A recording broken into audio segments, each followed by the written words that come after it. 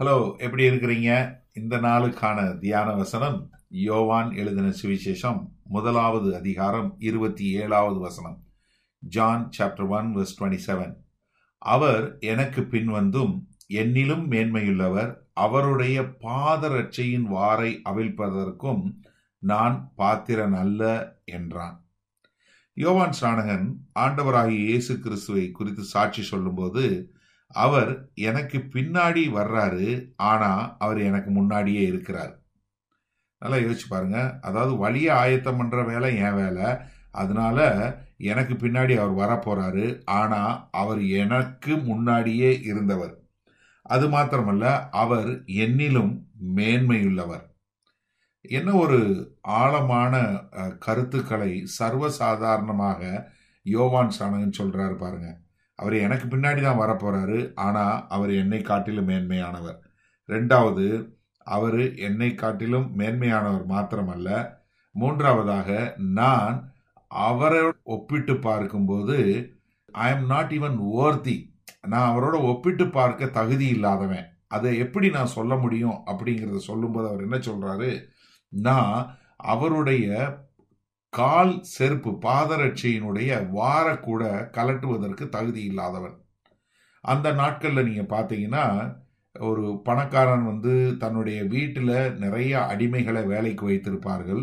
அப்பொழுது வெளியே எங்கேயாவது போயிட்டு வந்த உடனே அந்த முதலாளியினுடைய கால் செருப்பை கலட்டி, அந்த வார கலட்டி, அந்த செருப்பினுடைய அவன் கால்களை கழுவி அவர்களை உள்ள கொண்டு வருவது அந்த அடிமையினுடைய வேலைகளிலே குறைந்த, அதாவது அடிமையில உள்ள தரத்துல பார்க்கும்போது ஒரு இருக்கிறதுலே மிகவும் மோசமான அடிமைக்கு தான் அந்த வேலை. அதாவது ரொம்ப கீழ்த்தரமான வேலை.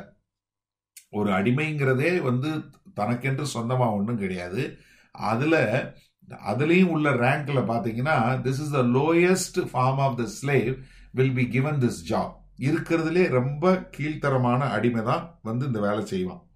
அப்ப யோவான் ஸ்நானகன் தன்னை பத்தி சொல்லும்போது என்ன சொல்றாரு, நான் அதுக்கும் தகுதி இல்லைங்கிறாரு. உடனே நீங்க நினைச்சிடக்கூடாது யோவான் ஸ்நானகன் ஒண்ணுமில்லாம இருந்தான்னு. நல்லா தெரிஞ்சுக்கொள்ளுங்க, யோவான் ஸ்நானகன் இப்ப யோர்தான் நதிக்கு அக்கறையிலிருந்து ஞானஸ்தானம் கொடுக்கிறாரு. அநேகர் போய் ஞானஸ்தானம் எடுக்கிறாங்க. யோவான் ஸ்நானகனுக்கென்று சீஷர்கள் இருக்கிறாங்க. ஒரு வல்லமையான ஊழியம் பார்த்து கொண்டு இருக்கிறாரு. ஆனாலும் அவர் என்ன சொல்றாரு, நான் கிறிஸ்துவோடு ஒப்பிட்டு பார்க்கும்போது நான் யாரு, அவருடைய பாதங்களுடைய செருப்பை உடைக்கிறது கூட, அந்த வார கலட்டுறது கூட தகுதி இல்லாதவன் என்று எவ்வளவு ஒரு மனத்தாழ்மையாக தன்னை குறித்து அறிக்கை கொடுக்கிறார் என்று பாருங்கள். இந்த செய்தியை கேட்டுக்கொண்டிருக்கிற நீங்க எவ்வளவு மனத்தாழ்மை உள்ளவராய் இருக்கிறீர்கள்?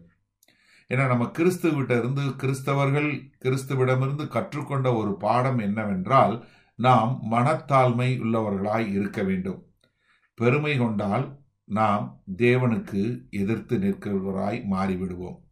இந்த மனத்தாழ்மையை குறித்து பார்க்கும்போது நீங்க எவ்வளவு மனத்தாழ்மை உள்ளவங்க?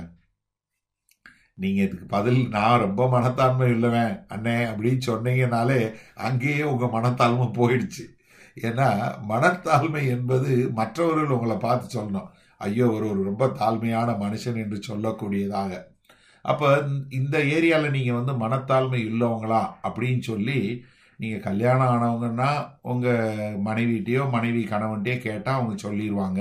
இல்ல பிள்ளைகள் பெற்றோர்கிட்ட கேட்கலாம், இல்ல நண்பர்கள்ட்ட கேட்கலாம், நீங்க எவ்வளவு தூரம் மனத்தாழ்மை உள்ளவன்னு சொல்லி.